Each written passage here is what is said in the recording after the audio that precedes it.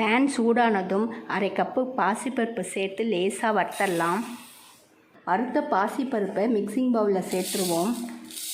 1 cup பச்சரிசி தண்ணி சேர்த்து 10 நிமிஷம் நல்லா ஊற வச்சிடலாம். குக்கர் சூடானதும் அரிசியும் பருப்பும் சேர்த்துருவோம்.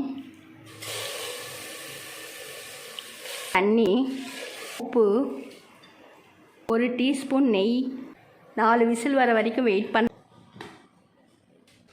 அரிசியும் பருப்பு நல்லா குழைவாக வெந்து பேன் சூடானதும் 2 டேபிள் ஸ்பூன் நெய் சேர்த்துருவோம்.